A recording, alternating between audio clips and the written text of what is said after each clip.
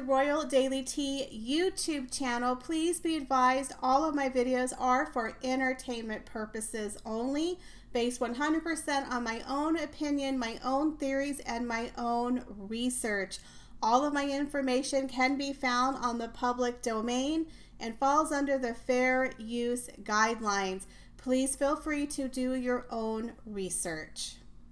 Hello and welcome back to the Royal Daily Tea. We have a lot of updates and royal tea to cover today. But first thing first, I want to thank each and every one of you for helping us to reach over 10,000 subscribers.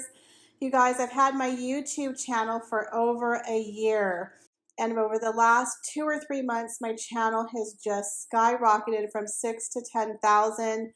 Thank you guys so much. I really, really do appreciate each and every one of you. And in celebration of the 10K subscribers, I wanted to do something for you. So I have a contest, a giveaway, where I'm going to give away a copy of my favorite coffee table book from Town and Country, The Queen, A Life in Pictures. I'm going to have 2 winners. So 2 people will win this book. Now there's going to be a form that you can fill out. The link is in my description. It's going to be open worldwide to anyone who wants to enter. And I will have the contest open for 1 week. Now I will be sure to have the link in the community post, and I will constantly mention it until the end of the contest. But I hope that you will enter because I think all of you will enjoy that book. So I know a lot of you want the longer videos, and I'm really trying to get them out, but I've just been extremely stressed and busy at work, and I'm losing my voice right now. So I'm going to try to do a very medium-sized, really good video for you today, but I can't make promises. But the very first topic we're going to talk about today, there's a brand new book from Tina Brown, who is the former editor of Vanity Fair. It is called The Palace Papers Inside the House of Windsor, The Truth and the Turmoil. And I'm going to get a copy of this book. I'm going to listen to the audio version, and I will do a full review for you on my blog. So if you would like to get a copy of the book, I will have that also linked in the description. So I have been binge watching a TV show called Versailles, which is on Netflix in America. It's an older show, came out around 2014, but it deals with Louis XIV and his building of Versailles, and also highlights the relationship between Louis XIV and his younger brother Philip, and their huge sibling rivalry, because you have the heir and the spare, with the king being the sun god, and of course number 1, and the spare being the moon to his sun. And it really reminded me a lot of Harry and William, and how there must be a lot of sibling rivalry. Maybe there's a lot of resentment on the side of Harry because he's always going to be number 6. William is number 2 and he is number 6. You know what I mean? He's never going to be any higher than he is now. As a matter of fact, he's just going to keep going further and further down as William's children have children. Kind of what happened to Prince Andrew when he went to being, you know, right behind his brother, to now he's like, what, number 9th in line? I don't even know what place he's at right now. But he's gone further down the totem pole. So Tina Brown talks about how the royal family has 2 parts. You have the royal family, which is the royal family, the members, the mom, the dad, the sister, the brother, the aunts, the uncles. Then you have the British monarchy, which is the queen, the duke, the duchess, the earl, the count, which is the firm. It is the family business. And you have a staff full of people, the administrators, who run the business for the betterment of the country and the monarchy. And a lot of times those 2 sides clash. So an interesting insight that Tina Brown said in an interview when Harry went to go visit Her Majesty the Queen right before the Netherlands, a lot of people were wondering, well, what did they talk about in this meeting? Were they talking about, will Harry and Meghan be at the Jubilee? Were they talking about security? Were they talking about titles? Well, I don't believe they talked about any of those things.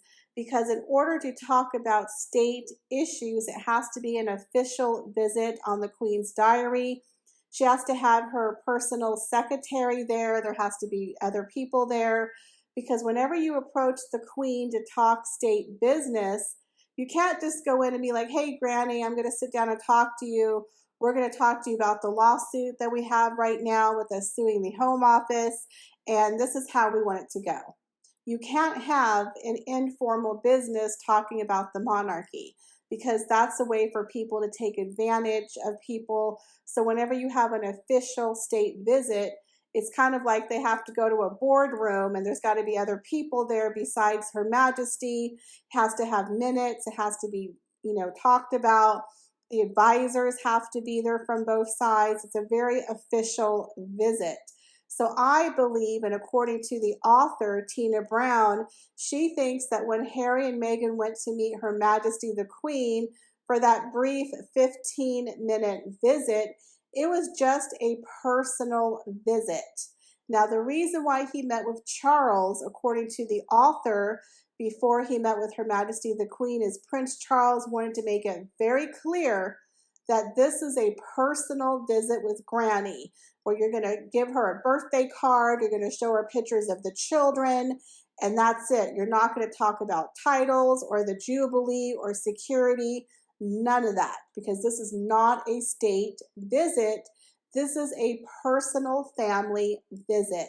So I think Charles made it very clear to Harry and Meghan what the purpose of that visit with Her Majesty the Queen was going to be. When Harry and Meghan went in with the Queen, they were just showing pictures of Archie and Lilibet and giving her a birthday card. It was a very brief, 15-minute visit. So they definitely weren't going to let him in there for an hour where he could start bringing up state topics, because according to Tina Brown, again, there are courtiers, there are people who work at the firm, and they keep a very tight hold of Her Majesty and her calendar and making sure what state visits she has, who's coming in at what time, what they're discussing. Everything has to be logged in books, kind of like a corporation when you keep minutes. Now, famously, if you remember, during the Oprah Winfrey interview, Harry shared a story about how him and his wife had scheduled a meeting to meet with Her Majesty the Queen, and then all of a sudden that meeting was canceled out of the blue with no explanation. And when he called his grandmother, she gave him a vague excuse like, oh, there was something else on my calendar, I'm sorry. And he said there was nothing on her calendar. Now, according to Tina Brown, she states that Harry does not like the Queen's private secretary, that he doesn't like the people around the Queen because they tell him no. They pretty much tell him, no, you're not just going to come in here and speak to your grandmother the way you want to. No, you're not going to talk state business. So Harry and Meghan are probably always trying to slide in the back door and pull a fast one, kind of like they did with Megxit, when they blindsided the royal family with dumping them, right, in their list of demands. So I think that really is probably what happened, was it was probably just a very short, cordial visit. And I think Charles had words with Harry and Meghan, letting him know, you're not pulling a fast one here. You haven't been here for 2 years, and you're going to follow royal protocol, and this is a family visit. So that's when she asked him, oh, Harry, are you going to go to the Platinum Jubilee? And he's like, yeah, I don't know. We're still trying to work out security, meaning they didn't even have that conversation. That is what I think happened. I think the author was spot on. And again, Harry is always saying, I want to make sure that Her Majesty has the right people around her, meaning her assistant, her press secretary, because the Queen is surrounded by staff, people who are there to protect the monarchy, to protect the family business, the firm. And that's got to be very awkward when it's your grandmother who's the CEO. But their duty is to make sure that everything is running the correct way. Everything is running correctly with the royal protocols, with procedures, with rules, with laws. It's very, very strict. And so I'm sure Harry and Meghan were definitely trying to maneuver and do things that they weren't supposed to do. And so when he made that comment, well, I'm here to protect the Queen, and I want to make sure she has the right people around her, Really? For Montecito, you haven't been here for 2 years and you're protecting the queen? I'm sure all of the staff was laughing when they heard that comment. That, I'm sure Charles and William are making sure Her Majesty is being looked after and that all the protocols are being, followed correctly. They've been doing it for hundreds of years before Harry even came around. So I'm sure they're not waiting for Harry to give them direction. Now, Tina Brown also talks about in her book how there was a sibling rivalry and a rift that was happening between Harry and William right before Meghan entered the picture. Now, as you can imagine, Harry grew up being second best. William's always going to have the first piece of cake, and William was getting the better patronages, and Harry was feeling like he was getting the crumbs, and he was tired of always being the moon to William's son. So after William got with Catherine and they got married, Harry kind of became a prince without a purpose. He was the third wheel. His girlfriend Chelsea had left because she couldn't handle the royal life. And then his girlfriend Cressida was telling him, look, you need to get some mental health help. You're having some issues. You're having substance issues. Apparently, he was suffering from major PTSD. He would see photographers where there were no photographers. He always thought he was being followed and chased, and that she dumped him because she was tired of him whining and complaining about his life and about not being number one to his brother type of thing. So in walks Meghan Markle, the answer to all of his problems. You have the narcissist queen and the narcissist king, the butter to his jelly, and they meld together and it's kismet. And these two thrive on drama. They thrive on attention. According to the author, Meghan Markle was 6th on the call sheet for her show Suits, meaning she was literally the 6th person of importance on the set. And here we have Harry, who is definitely not number one in the royal family. I think at that time he was like number 3. So he wasn't feeling very important either. And of course, after she married him, he's now 6th in line to the throne. So he's never going to go any higher than he is now. As a matter of fact, he's going to go lower. He's never going to be number 1. He's never going to be the son. He's always going to be second best, shining underneath his brother. So when you have two people who have grandiose ideals of themselves and they're living in a suppressed environment where they're never going to be the star, ultimately they're going to leave. They're not going to be happy in this environment. There are many people, according to Tina Brown, who knew and suspected that one day Harry was going to leave because he was a whiny brat and he wanted all the attention and he was never going to get his way. William was always going to get the top patronages because he was the future king. William had Catherine. Harry's just out there flailing around and doesn't know what he's doing, and they're just going to give him the crumbs. So he's never going to be happy, and Meghan was never going to be happy as wife to number 6. That's not going to work for two narcissists who have a grandiose ideal of themselves. Now, if you remember in the Oprah Winfrey interview, they said, well, they weren't utilizing Meghan. Meghan's a star. He was insinuating they were jealous of Meghan's power and they didn't want her to shine. Well, they gave her so many chances to shine. They put her on royal tours. And what did Meghan do on that royal tour? Oh, nobody asked about me and how I'm doing. Are you serious? Like, you just went to a place where women and children were raped, tortured, and murdered, living in poverty, and you literally are asking why nobody's asking about you. So, of course, it wasn't hard for Meghan to convince Harry, hey, let's leave here. We can go from being number 6 to being number 1 in America, get financial freedom. We are super celebrities. We're superstars. We're going to have people eating at our feet. We're going to make millions of dollars. We're going to call the shots. And then, if they're lucky, we'll come back to the royal family and help them out, when we want to. And we're going to pick and choose the patronages that we want this time. We're not going to get the leftovers. We're not going to get the crumbs. And, Catherine and William are going to be so jealous of us because we're going to have the best of both worlds and we're going to be major stars and we're going to be successful and we're going to be number 1. we're going to be a superstar.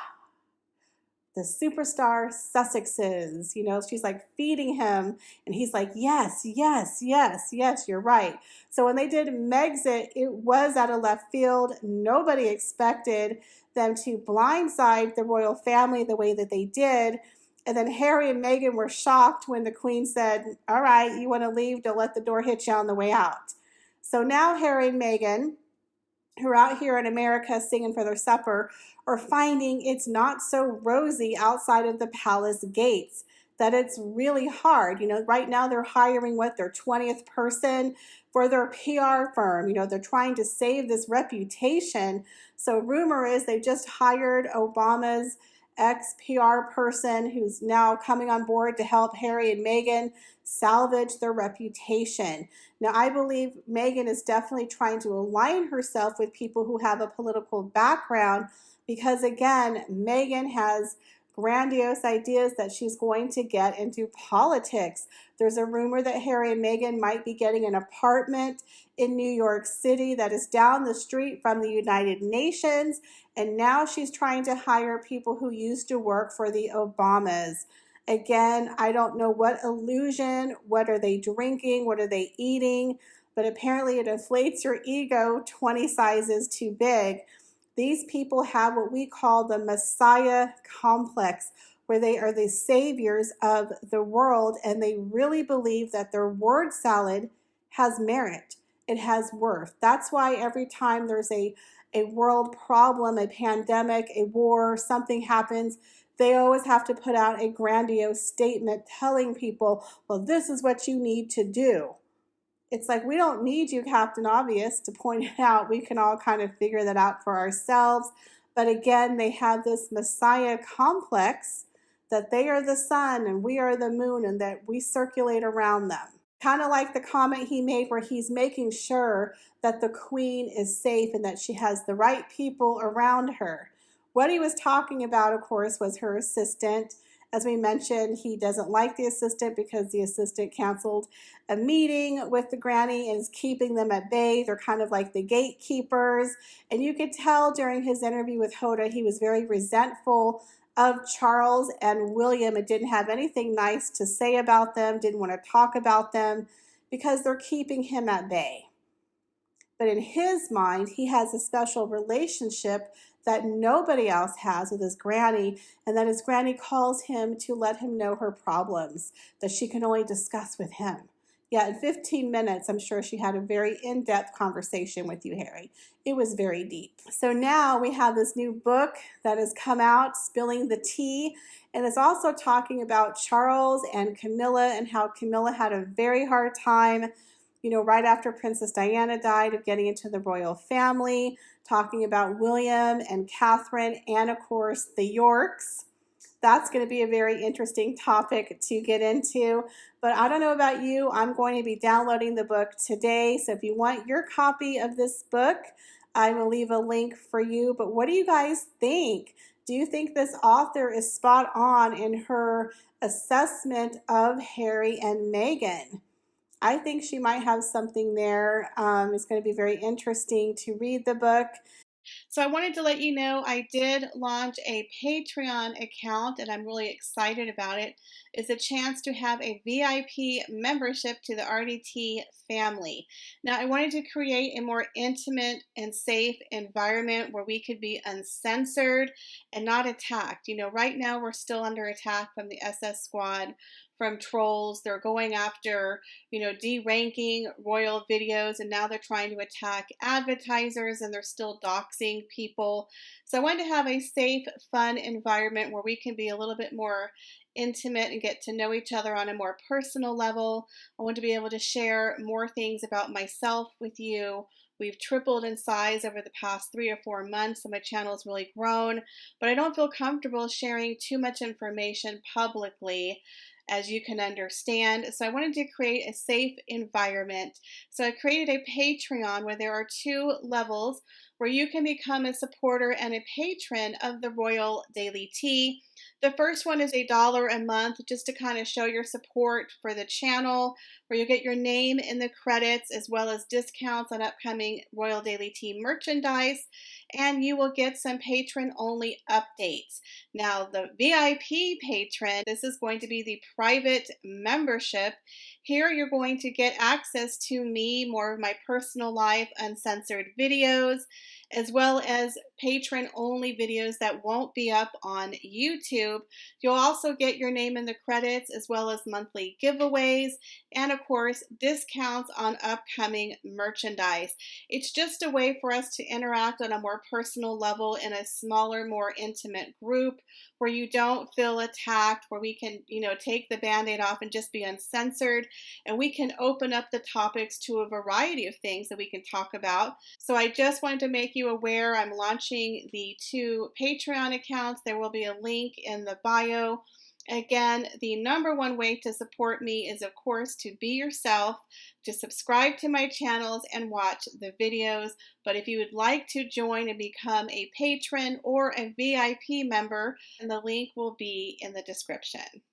As always, I appreciate each and every one of you. Thank you so much for stopping by the channel. Please be sure to go over to the Royal Daily Tea website. I am updating some blogs, and I will be dropping some merch very, very soon. One of my friends is finally working on the Royal Daily Tea logo. I know I've talked about it 100 times, but we're finally doing it. So stay tuned for that, guys, and make sure you enter the contest so you can get yourself a really nice coffee table book.